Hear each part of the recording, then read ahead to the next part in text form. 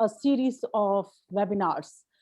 We had one wonderful one on ROI of coaching yesterday, before that on compassionate and empathic coaching. So today we are going to be dwelling upon a very interesting topic, which is coaching women for resilience. And firstly, thank you everyone for joining us. As also to discuss this topic, we have women par excellence, women with gravitas. We have Sheenam, who is the Vice President of Dell Digital Services. She also is the chairperson of Women in Action and Balance, as well as Employee Resource Group at Dell.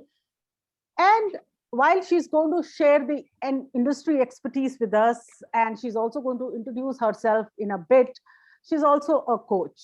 So she's going to bring both her industry expertise as well as her coaching expertise to play over here. Then, of course, we have the wonderful and amazing Bhavna Tur. She is the CEO and founder of Sheenomix. And she's, of course, this is a platform for supporting women to live and learn with mindfulness and impact. So welcome, ladies. And last but not least, there's Pragati Gandhi. I'm sure many of you know her. She is a well-known name in the coaching industry, director of Coaching Lighthouse and Transmind. And she has more than 5,000 hours of coaching experience. But for me, she's the one who introduced me to coaching. So welcome, Pragati. And I'm sure you also heard Shikha. So Captain Shikha Saxena, she is the Vice President of Punjab Coaching Council. She's going to help us with technology. If I, for some reason, maybe, log out or some other technical exigency happens, then she will step in. So firstly, thank you, ladies, for joining us. And thank you, everyone, for joining us as we begin today's session, which is coaching women for resilience. So like I said, this is going to be a very free-flowing discussion. And I'm going to be starting with the first thing at play. And like I said, I want the ladies to introduce themselves. And when they do introduce themselves, I just want them to answer these two questions. Firstly, one word that you associate with resilience. And for everyone who's here, what is the one word that you associate with resilience? So that's the first question. And the second thing is, what is your current level of resilience? So I'll just take an example of myself. Today, I am on the level of resilience, I'm at medium, because I am recovering from COVID. So I'm just in the path of recovery. So for today, at the present moment, I'll say medium. So is your level of resilience high, low, medium, low to medium? You take it away. And one word that I associate with resilience is self-awareness. So with this, let me go to our industry expert, Sheena. Hey, thank you, Inderjeet. Thanks a lot. Thank you. You, I think, already introduced me. I come, like you said, with industry experience, but under the able leadership of Pragati and Alan, who are both here, is when I certified as a coach in SAP. Both ACC and PCC certification happened under their leadership. So since then, the journey as a coach, both for employees within the organization that I work in, doing some pro bono stuff outside. But more importantly, I think the self-awareness bit that you talked about just now, Inderjeet, has been something that has been ingrained into me. Right. Every time there is a situation, I ask myself, what options do I have? What else can I do? Right. And I think that's the first basic principle of coaching. When I think of resilience, I think of a lot of words, but I think the primary two words that come to me our flexibility, right? Um, you have to bend so that you don't get broken. How flexible and adaptable you are in situations that get tough are are finally going to show how much of a survival instinct and winning over adversity instincts that you've got. So that I think is the word that comes to me. And on a scale of low to high, I would possibly say I'm somewhere between a medium and high. Like any normal human being, I get into my periods of really, is this something that I want to do, and is this how life should be led? Specifically in the last 14 months, for somebody who's an extrovert like me, not meeting people, not going out has been really tough. But I've always bounced back with a new hobby or getting some other hobby, older hobby restarted. So I would say medium to high. Wonderful. Great. Thank you. Bhavna, all yours. Hi, Inderjeet, and good afternoon, everyone. I'm so glad to be here. So, by way of introduction, as Inderjeet mentioned, I'm the founder and CEO of this organization called Shenomics. And at Shenomics, what we're essentially doing is using principles and the philosophy of mindfulness, creating programs, training, coaching, and mentoring to really support women leaders around the world to live and lead from within.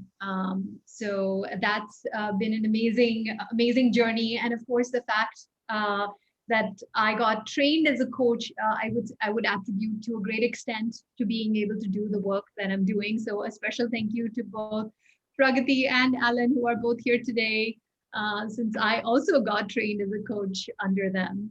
And yes, it's been an amazing journey being on both sides, coaching as well as being coached. So today I'll be happy to share my experiences being on both sides.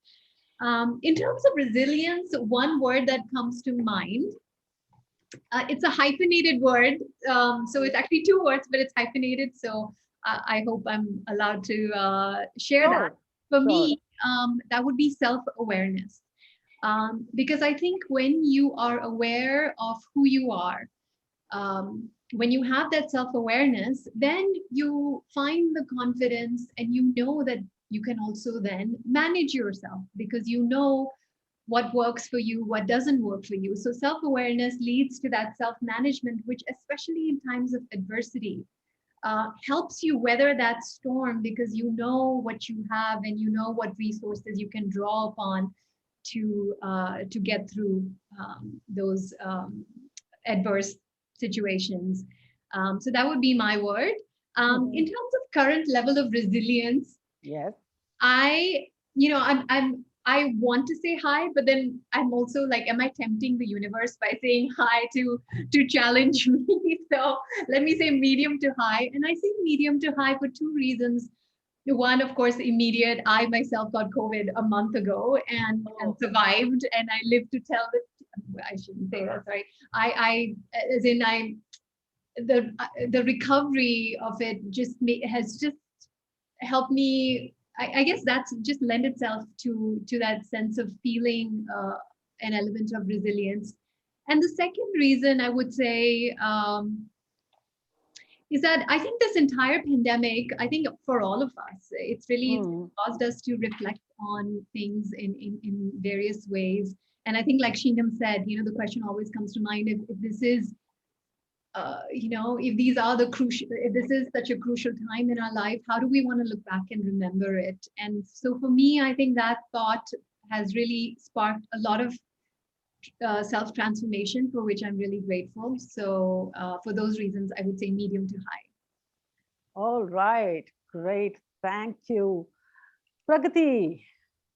Yes, and thank you so much. Welcome, everybody, and lovely to see the names on the screen and some of the faces. So happy and honored, and obviously a pleasure. And thank you, Sheenam, Bhavna, and of course, every time somebody speaks about coaching, and when you all call it out that, okay, we have some role to play, the smile always goes bigger. So, okay, so all of you know me as the coach, the mentor, and we talk about Coaching Lighthouse, we talk about Transmind.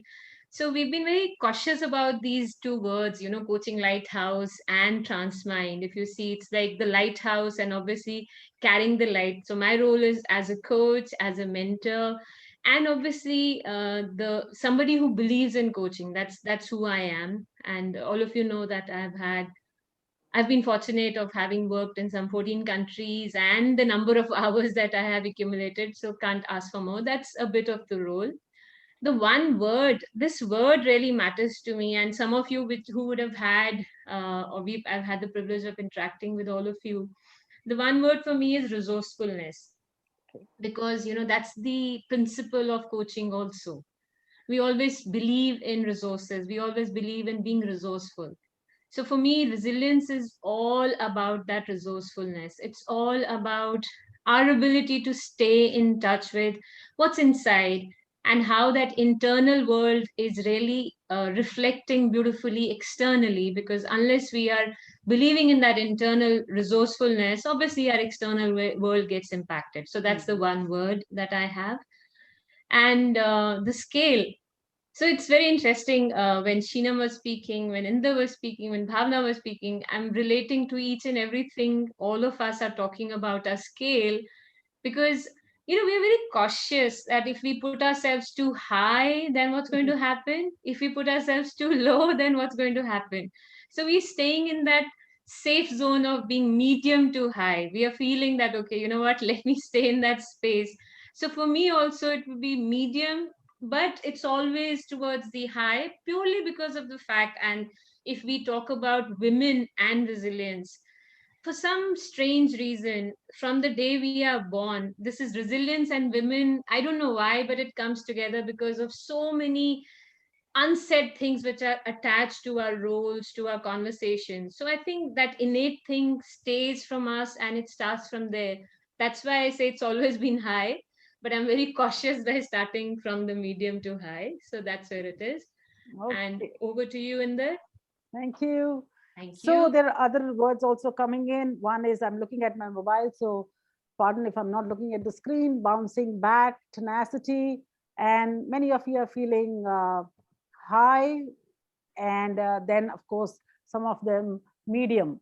Great, thank you. So let's move on and dwell a little deeper on resilience. So if we just talk about resilience per se, um, for me, resilience means very simply the ability to bounce back from change or challenge. So I like to keep things simple. So let me just go to our panelists and let's get a differing view. Let me go to Sheenam first. So Sheenam, so could you just share with us, some aspects of organizational resilience?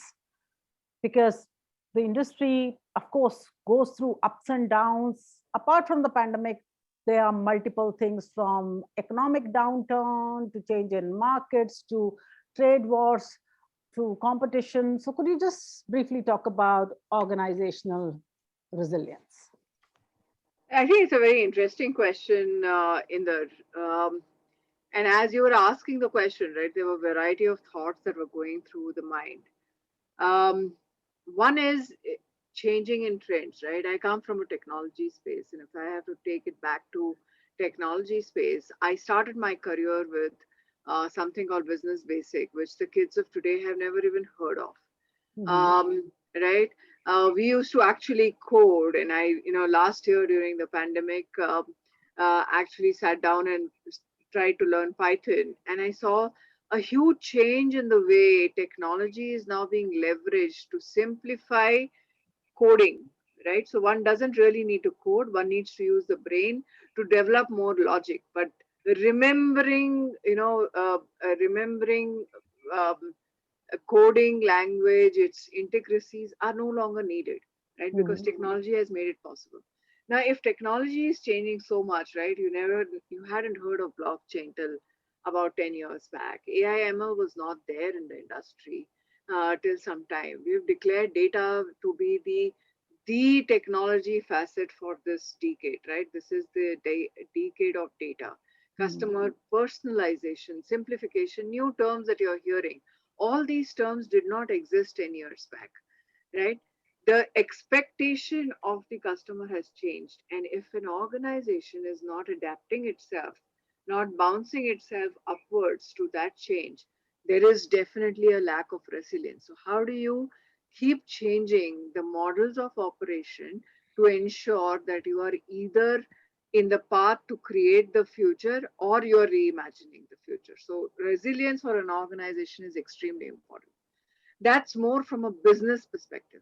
Now, if you look at it from a person perspective, right, and the people that actually make the organization, at this point of time, if I have to just sit back and think, um, I have an organization strength of about 300 people, out of which about 25 people have been affected either directly, which means they had COVID themselves, or somebody at home had COVID and they had to be caregivers, right? Which essentially means that the organization today is at a productivity loss. What does the organization do? Right? It does the right thing. And resilience in that context means you change the way you work, you push back release dates, okay? You ensure that there is a different definition of global hours, right? Are you talking are you setting up meetings after 7:30 in the evening, which you would have normally done in a normal work hour, and you are now being sensitive? Are you saying go take care of your family, don't worry about the release dates? Are you setting up frameworks that can help your employees get to medical resources faster, right? So that's the second level of resilience that an organization should have and display. Like we do it normally, right? When you want to take care of your employees in terms of their progression, in terms of skill ability. But a situation of this nature that is existing today in India hasn't been a situation, at least I have seen in my career of the last 25 plus years, right? So, how does an organization bounce into that is also a very good definition of resilience for the organization. Great, thank you. Great inputs.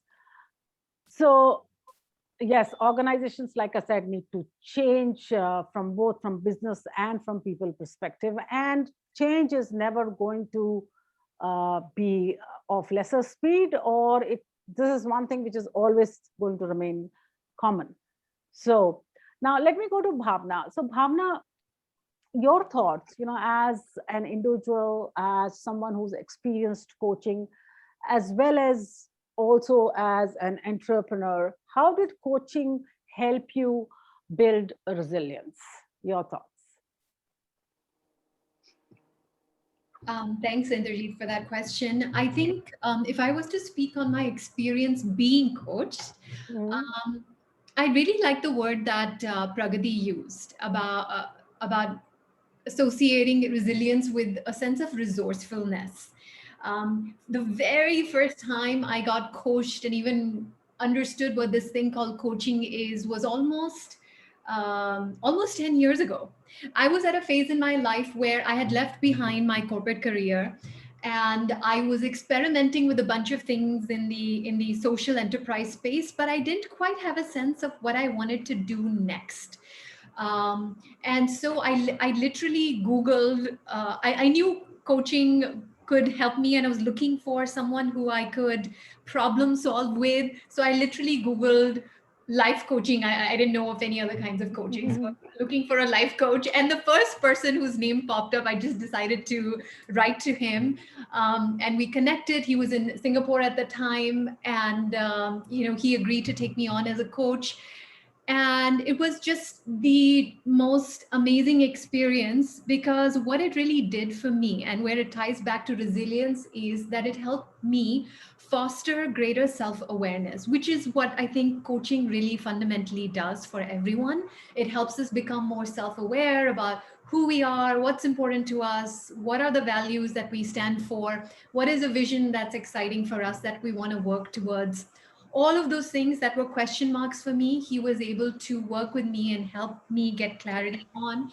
And then once I developed that self-awareness, along with that comes that sense of resilience, an inner confidence in one's resourcefulness to be able to weather any kind of change or any kind of transition or any kind of adversity, because you know where you're going, and when you have a clear goal in mind, then you kind of overlook the stumbles or the pitfalls along the way, because you are so focused on uh, who you want to be and where you want to go. So I think for me as an entrepreneur as well as an individual, I think that's really where coaching, my first coaching experience, really helped me.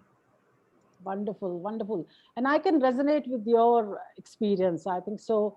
While, yes, it has helped me achieve a lot of professional goals, but I think so for me, the personal growth is more satisfying than if I was not, perhaps, if I had not experienced coaching as such. So even when I'm coaching, I think I'm also transforming myself from the experiences of others. So I think so for me also self journey was very important. So let's now go to Pragati. So Pragati, I'm sure you've had many conversations. So how how does coaching help build resilience? If you could just throw some light on from your experience. So thanks, Inder. So how coaching, we often say, and I'm going to connect it back to one of the principles that I was speaking earlier, the resourcefulness. Mm-hmm. If we build on that, what happens, there are two aspects to it. And I'll connect with what Shinam was also saying, what Bhavna was saying, the changing trends, or what you were also saying, that the transformation you go through as a coach while you were speaking, and what Bhavna was talking about, the internal self-reflection journey. So, how coaching helps is in all these aspects. How flexible are we in terms of understanding that things are changing? I need to change. If I continue doing this, I'm not going to get where I'm heading out for. So, which means it's about adaptability, flexibility. So, the coach plays that role of awareness, creating that awareness that, okay, where are you? What's going on? Which is where it goes back to your internal that internal this thing about the resourcefulness of, okay, where am I in this side or am I on that side? Now going back to the whole fact that how else coaching helps, a lot of times what happens is we are so stuck with our current reality that we lose sight of what the future holds for us. So what we are doing is, how many times do we have an ability to have an observer's perspective? Coaching Mm-hmm. creates that observer's perspective, understanding what needs to happen. Now, the other side of this self-awareness is, oftentimes read a lot of things, we see a lot of things, but what do we do with that? Awareness doesn't always lead to change. Awareness leads to change only when I'm bought into that idea that, okay, this needs to change or this needs to be done differently. Again, the coach comes back, whether at the awareness level, creating that buy-in between awareness to change, and then really getting the coachee, the individual, to figure out, okay, for me to for change to happen, what's the journey I'm going to take? That's where coaching works. So it works at various levels, and I'm sure all of you as coaches have experienced it yourself. Mm-hmm. Yeah. All right. So here's the question to everyone. So I'm sure many of you have experienced coaching, are coaches. So how has coaching helped you? Have your messages in there so that we also hear from you. All right. So now that we've got a perspective on just broadly on resilience and how coaching helps enable resilience, let's move on to the need of resilience in today's time. And I want to this time start with Bhavna. So Bhavna, how it's been for you currently as a woman, as an entrepreneur, as an individual, the need for resilience, if you will. I think the need for resilience is absolutely unquestionable. Not just now, of course, now it gets magnified a lot more because of what we're going through, but Mm. in general, resilience is such a critical skill. If I can just share with you a piece of research. So at Shinomics last year, for us, it's really important to know what really does help women succeed and what helps women go all the way to the top and become leaders. So that's really the biggest question we're always trying to figure out for ourselves. So we thought last year we'll just, why not go out and speak to as many successful women leaders as possible and just hear it in their own words, what has been helping them through their own journey, what has helped them. And after both interviewing various women leaders as well as doing surveys as well and speaking to 350 plus men and women, we came up with a list of 9 competencies that across the board everyone said has helped them in both their professional and personal journey. And one of the 9, to nobody's surprise, on this panel is resilience. So many women in particular talked about this idea of how when they went with the flow, when things changed and they found that capacity in themselves to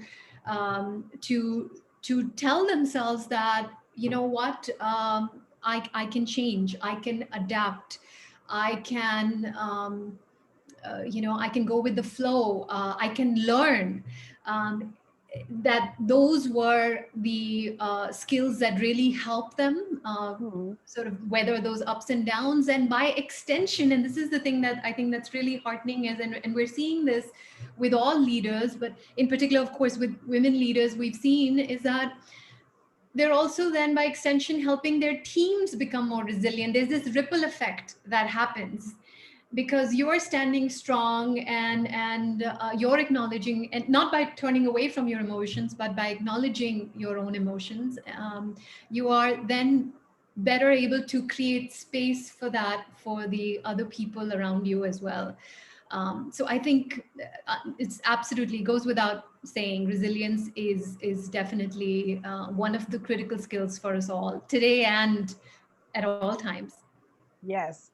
And I also believe that resilience is not gender specific. I think so all of us need resilience. As also there was a World Economic Outlook report by IMF, which did mention that in emerging markets as well as in developing economies, low skilled workers, youth and women have been impacted adversely, especially in frontline jobs and of course working from home and other aspects, etc. And many, at least in America, 40% of the women did leave a workforce. So that's good segue to go to Sheenam and understand from Sheenam. So Sheenam, from your organizational perspective, can you just share what organizations have done to be more resilient, specifically to support employees, all employees, and if there is anything specific that you can mention with women? So I'll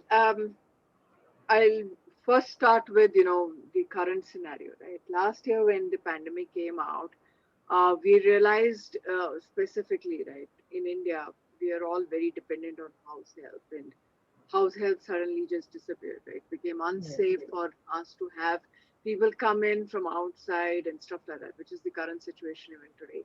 So the pressures on women really went up, right?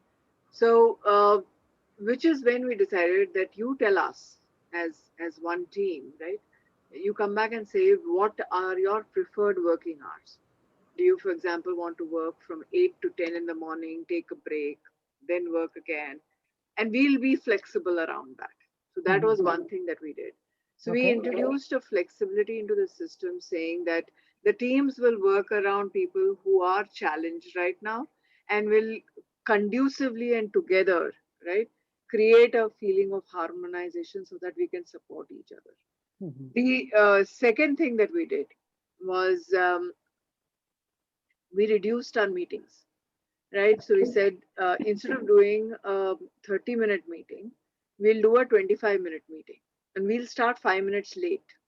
So we'll not do like a 7 to 7:25, we'll do a 7:05 to 7:30, because 7:25 will become 7:30 always. But if you're to end at 7:30, you'll end at 7:30. So we said for every half an hour block, give back 5 minutes. For every 1 hour block, give back 10 minutes.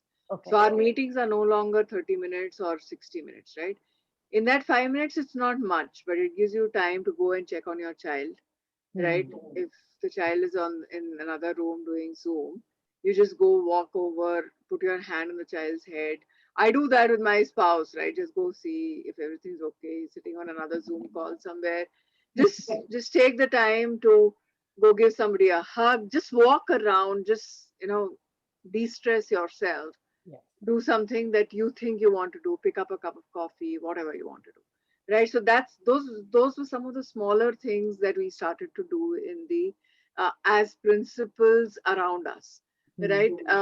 The other thing that we did was we enhanced the mentorship and coaching availability, right? So how do you uh, if you are in a situation that's tough, get get yourself a mentor, get yourself a coach. But we are also bothered about the mental health of ourselves and of our employees, right? So how do you do that? So we launched several mental health fitness programs, right? So we've got yoga going on, we've got pilates going on, we've got aerobics going on, so people can have a choice of programs that they want to sign up to and do in addition to their work environment. It's all on Zoom, but still they have a choice. And we opened it up. We said, you want to do it, it's good. Your family wants to do it, that's also okay. Bring the family in. Then you mentioned in my introduction that I am leading two ERGs. One is Women in Action, which is really around gender diversity, but the other one is around family balance, which is actually seeing how do you give time back to family, right? So under that umbrella of that ERG, earlier we were focusing on things like cancer and stuff like that. From last year, we started focusing on family time. So we did workshops for children, we did painting, cartoon workshops for children. We're doing things around, how do you do sustainability, build your own pots, color them and stuff like that. So kind of engage the family and provide some things for the children, because they're also all locked in, poor things, right? So how do you not just take care of your employees, but also of the ecosystem around the employee is really, really crucial. Now, if you look at today's environment, I already spoke about it, but some of the things that we are now trying to do is how do you arrange for vaccination camps, not just for the employee, but the employee's family and the extended family, like parents and in-laws. How can you club all of them so that you take care of some of those stresses, right? How do you tie up with hospitals so that you are taking care of the trauma in such times, right? And all three of you in this panel, other than me, I think I've gone through this. So you understand the trauma, right? That's something that we are trying to do. We have added leave. Okay, so we have 28 days leave, crisis leave that we've added into the system. If you're affected 28 days in the whole year, you can just take off, right? Around that. So there is a lot of small things that the organizations are doing today to bring resilience in. Uh, Personally, for me, I had one of my coaches who came back and said, I just can't do it, right? I want to quit. So, as a coach, there is an opportunity for you to bring in a change. So I actually dissected the problem. Okay, father-in-law is unwell, mother-in-law just had a heart operation, husband's going through some trauma at work, children are demanding, everything is falling apart in my life. What do you do? Yeah, at times like that, these are the mentorship and coaching programs that can help, right? And I think a coach plays a very important role, because then you can say, okay, step back. Say, okay, let's figure out what the problems are. What are your priorities, right? You don't need to let go of a job to take care of family priorities, right? You can manage your priorities, cool down a little bit, talk to a manager, figure out options and stuff like that. So that's where a coach comes in. Yeah.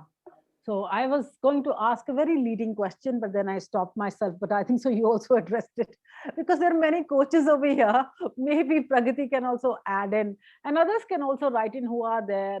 What kind of a coaching conversations are you having during this time?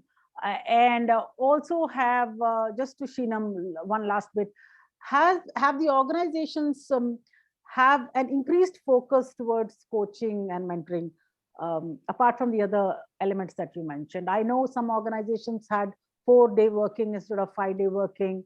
They gave extra off. So as I go across the industry, but specifically to my question, anywhere there was an organizational awareness that coaching could help there, internal or Oh, yes. external? Oh, yes. Oh, yes. So we actually had a lot of leaders who got signed up for coaching. We built in a lot of mentoring programs. We got in a lot of counseling help also, right? Because at this point of time, somewhere you just want to talk to somebody and just unburden yourself, right? So we brought in a lot of counseling help. We've opened up different kind of channels for people to kind of utilize, right? I am, for example, right now mentoring, and I am using the word mentoring, about 5 women and coaching about 7 others in the organization. So it's a cycle of what you need that's going to be available to you. All right, thank you. So Pragati, just keeping a keen eye on the watch. Moving on to the next bit, which is that you've coached many people. What are the key skills, abilities, attributes, if you will, that perhaps are of great service to a coachee? So from your experience, top 2, 3 skills, and others can just mention it in the chat. That's when I go off the PowerPoint so that I can read your thoughts. So top 3 skills, attributes, or abilities that one can coach on. So there are two parts to this. While you were asking, I was reflecting that, okay, earlier when we were looking at the resilience definition, we were looking at bouncing back. When we are bouncing back, there has to be the intent. What are we bouncing back with? What are we bouncing back for? That's where the skills and attributes come. So experience is never equal to learning. Experience becomes learning only when we make it a learning. Often what happens is we are thrown into the deep waters and we've got nothing but to swim. But that's not what bouncing back per se is all about. Bouncing back also has another element that, okay, what are we learning from that experience and bringing back? Keeping that in mind, what matters is one, our openness, because openness is something which is there. Now look at the pandemic. All of us have been thrown into so much of uncertainty. None of us thought that this uncertainty is going to be there. Yet, fortunately, the good news is that we are born with an innate ability to be resilient. Whether we recognize it or not, we are born with it. So coming back to that openness, that okay, there is something, what can I build on it? That's one skill or ability which I think is important. Second is, I personally feel having a big picture. Often what happens is we get caught up in just in this conversation that, okay, what's going to happen? Why am I getting into it? So the here and now with the connect with the big picture. And obviously here and now is always that mindfulness which is there. But the big picture is where what we are driven by our values, what's happening, what am I really focusing on?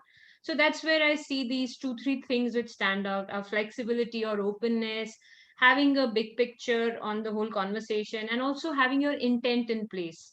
So that's the mindset, which I would say more than just the skill set. I'm more talking about the mindset, if that works. Yeah. Yes, skill sets can come from other places, but I think so mindset is where coaching can play a very, very important role. So I wanted to go to Sheenam, but I just to Bhavna, but let me go to Sheenam first and just so Sheenam had a small break in between. But organizationally, what are the 3 skills, top skills, 3 or 4 that you would be looking at, or like I said, abilities or attributes that would help people be more resilient, and then of course add on to organizational resilience? I think one of the things that we have started to look for in our interview process, right? And we have actually changed the way we do interviews. We no longer do tests and stuff like that.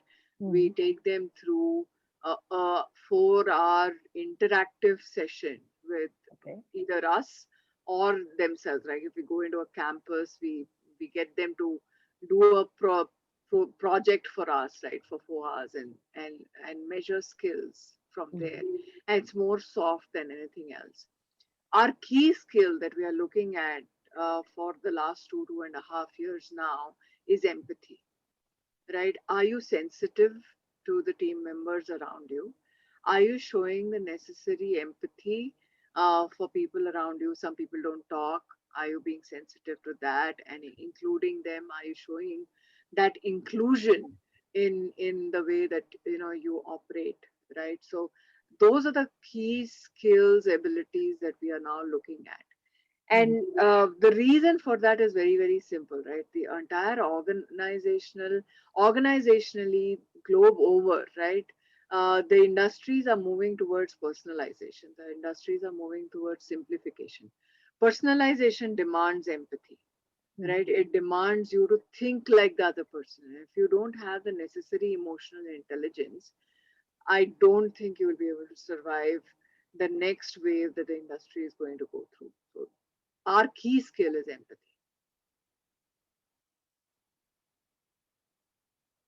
So this would be specifically for Dell, or this you were talking about IT industries? Is there any other trend in the industry that you'd like to share?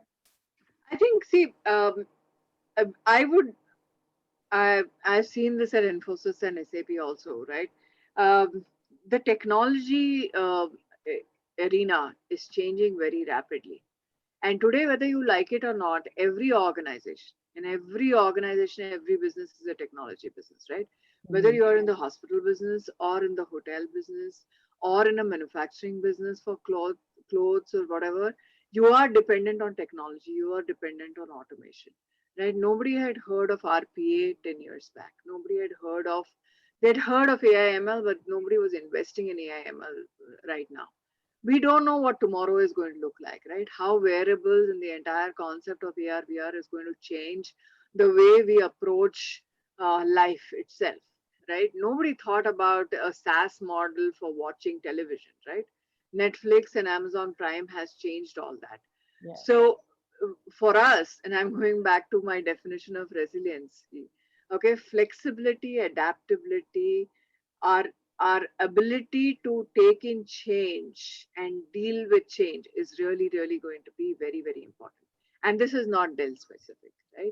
What I spoke about earlier was more Dell, but at an industry level, we are looking at leaders and we are looking at young leaders, right, who are coming into the organizations even today, who would be able to lead change and are not stuck to, oh, this worked for me, so hence it should work for everybody, right? um, the the out of box, coming out of the box, actually not just out of the box but coming out, placing yourself out of the box.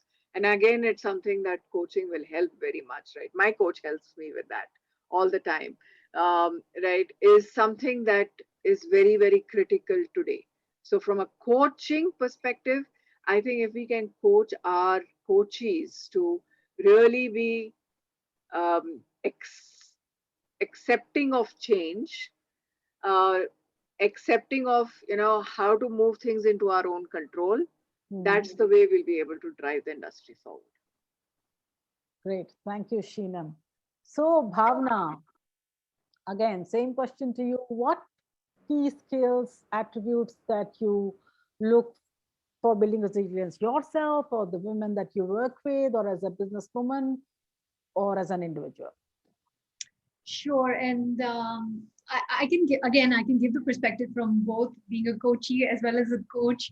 I think to begin with, as a coachee, so the second and only other time I got coached was I had the privilege of being coached by Miss Pragati, and it was such a great experience, because that time I was going through a phase where I was just sort of I was running my company, but I wanted to take it to another level, and I was dealing with a fair amount of self-doubt and all kinds of concerns about taking certain risks.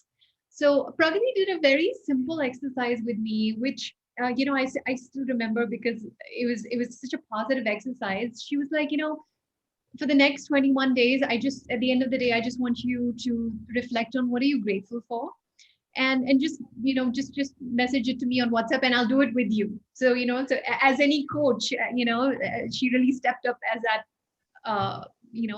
accountability partner or buddy, in that sense. And so we did that. for 21 days. And so I think gratitude and associated with that, the sense of optimism that comes from that, I think are key skills that build that resilience as well as that resourcefulness. So that I think I would say from the perspective of a coach is great. From the perspective of a coach, and to tie this back to the approach we like to use which is one of mindfulness. So, earlier we were talking about resilience as this definition of being able to bounce back when there is adversity, when something unfortunate happens. How do you bounce back? Another way of thinking about it could be, how do you not fall down in the first place?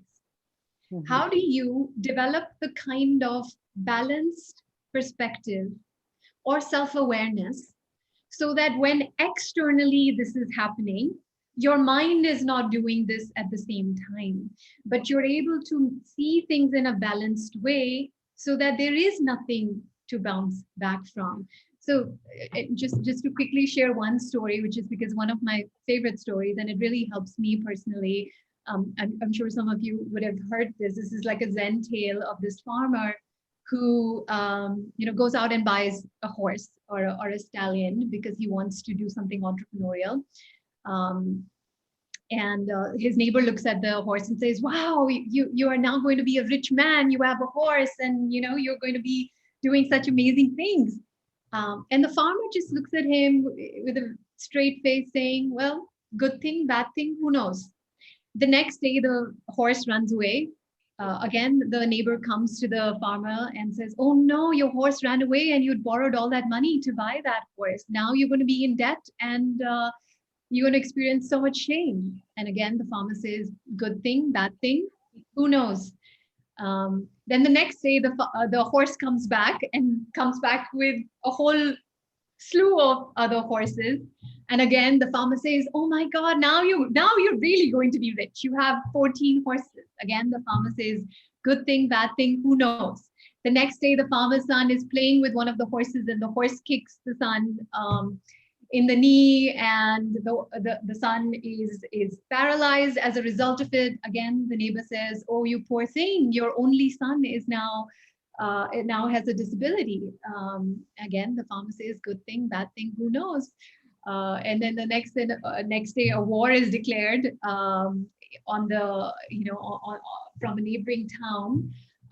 But only able-bodied individuals can partake in the war. So so the farmer's son gets spared. So again, so on and on it goes, on and on it goes. So the point is that when you look at the external events, it's not so much what is happening that causes us distress. It's our estimation of it. It's our view of it. It's the meaning that we attach to it. And I think from a coaching perspective, another skill set that we can help coaches develop is this sense of finding that balanced way of looking at things and not coming at it from a place of judgment, but like the farmer says, good thing, bad thing, who knows? I think that could be a really powerful perspective as well. Yeah, thank you. And I totally agree. I think so. It's not just the event, but how we perceive or look at the event, which is very important. And I'm here reminded of Dr. Kavi. So let me now move towards the end, looking at time. So you all joined us. So thank you so much for joining us. But we don't want you to leave you just with a few thoughts and ideas, which I'm sure you got a lot, but with a gift, as you can see on the screen.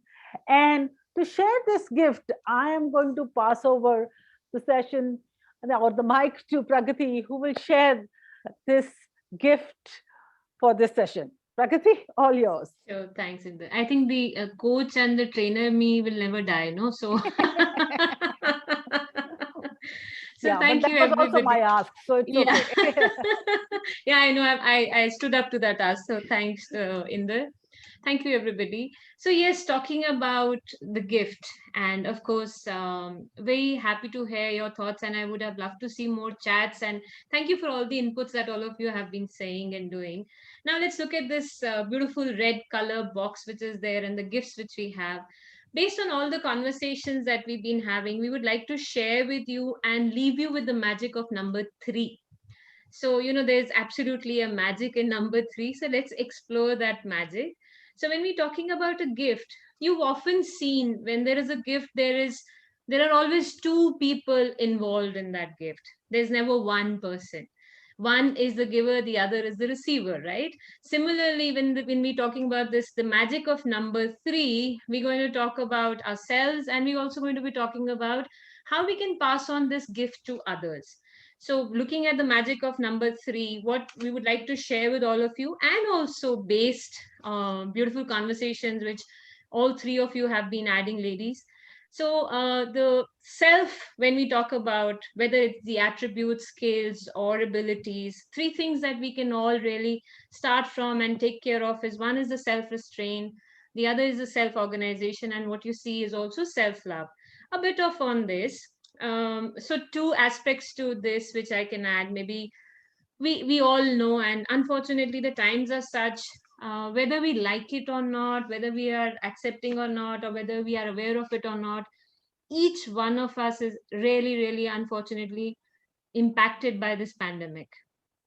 And I'm going to share with you a bit about my personal journey, this COVID, the non invited virus that came my way. And let me connect it with these three things, what were there for me, and which I was happy to offer, which the world was taking and also offering to me. So, when we talk about the self-restraint, we've often heard it's not just the pandemic, it's also the infodemic which is happening. Look at the amount of things which are coming our way. So when we look at this self-restraint, couple of things. One is that how might we restrain from going off course? I love what Bhavna just said, that why is it that we have to bounce back? How can we stay in that space that we don't fall down only? So the self-restraint is how can we stay in that space of honoring ourselves? When we say self-restraint, a lot of times in our coaching conversation, I've seen people being, guilty of overdoing certain things, whether it's Netflix or overdoing certain things which are there.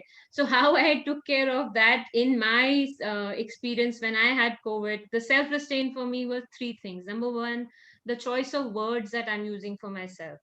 I was very cautious. I don't get into any negative information which was coming, because the world, you took a look at WhatsApp, YouTube, you name it.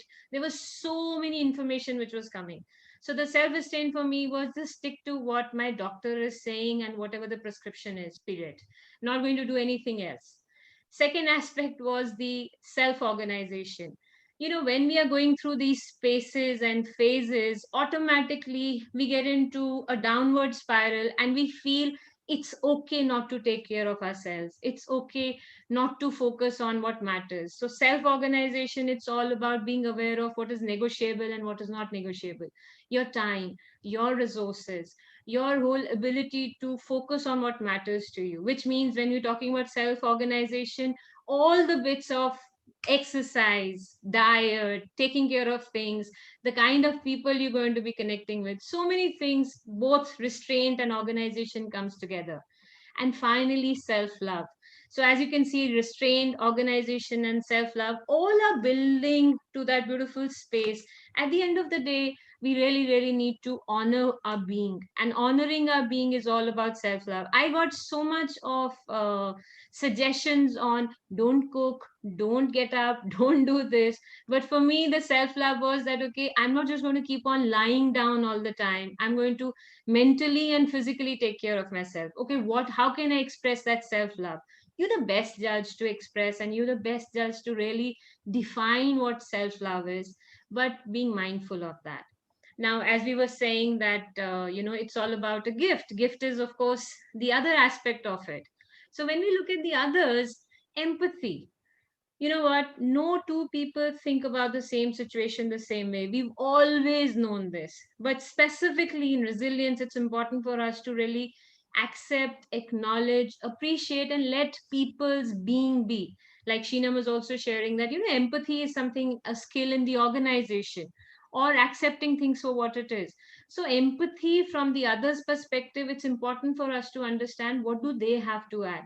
For me, it was a very interesting thing. My loved ones had certain aspects to me not being well, so I couldn't relate. Why are they asking me to do certain things? And then I understood, empathy is about understanding from their perspective. It's not my mindset, it's their mindset. And what is important is not the words, but the intent. What's the intent behind what they're saying? Just honoring that. So that's where empathy was there, and that's what it is. And then, of course, moving on to care and compassion. I love what Sheena was sharing. You get a moment, go and hug your child or your spouse, or get a glass of, cup of nice coffee for yourself. Whatever you can do, care, compassion is all about the connect. And when we're talking about this connect, make it an impact. Virtual doesn't mean that we stop connecting with each other. I'm so happy to see so many of you in the screen, and feeling guilty that, oh, you know what, I haven't spoken to this one, I haven't spoken to that one. But there's so much we can do. The care and compassion was there. For me, when I was down with COVID, my care and compassion was 21 days I didn't step out of the house, because I felt that's my care and compassion to the community, that I'm not going to step out, I'm going to be absolutely cautious. For me, care and compassion is, today a lot of friends unfortunately are going through the same thing. But then I tell them that, hey, you know what, it's okay. Not just that I'm saying and being in a, that the whole conversation around that, okay, I've been there, I have had the unfortunate opportunity of being there. I'm just sharing that, yes, this too shall pass. Let's see what we do from there. And last is about collaborating. Collaborating is all about the positive outlook and the gratitude. Thanks, Bhavna, for bringing back the gratitude journal, because for me, collaboration is all about gratitude. And collaboration, we need to collaborate with ourselves and others. So yes, collaborate with yourself through your self love, through the gratitude, and collaborate with others through the gratitude. I was just speaking to, fortunately, whatever friends and family who are medical professionals, even the doctors who are there all across the world. I always ask them, I ask them, what keeps you on track? So my uncle, he's practicing in the US. He said, you know what, I was in this COVID ward and something happened and da da da. He was sharing something, and he said this 24-year-old who went through so much of hell, when she was leaving, she insisted upon coming and meeting the doctor. And she said she just came and gave me an orange card. And he said, I was wondering why the orange. He said, orange is all for vibrance. That's what you got back to my life. And he said, just that one card changed the game for me. And of course, he said, we're not looking for people to come and say thank you. But what can you and I do so that we really help and move forward and say thank you? And I think this is time for me to now stop and say thank you to all of you, and really appreciate and acknowledge your presence. And over to you, Inder. I'm very mindful of the time, so that's why I rushed it a bit.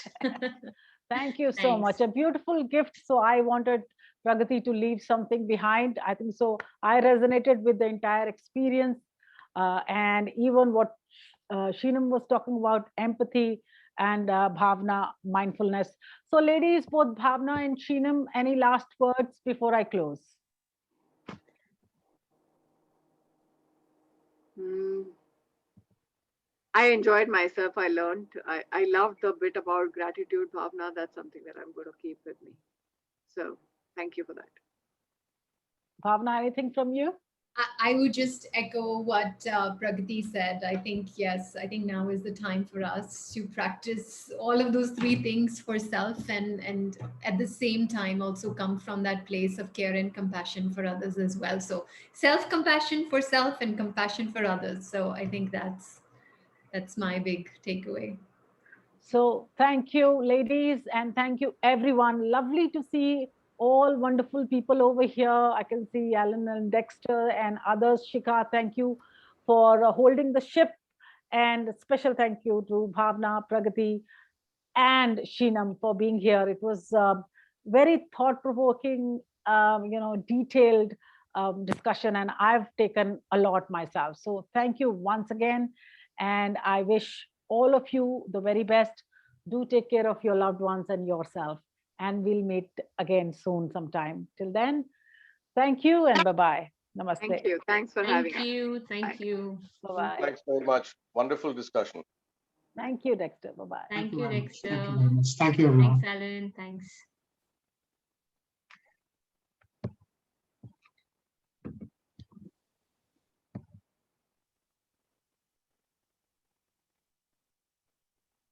Nobody wants to go. That's always a good space to be in, Dexter. You know how it is.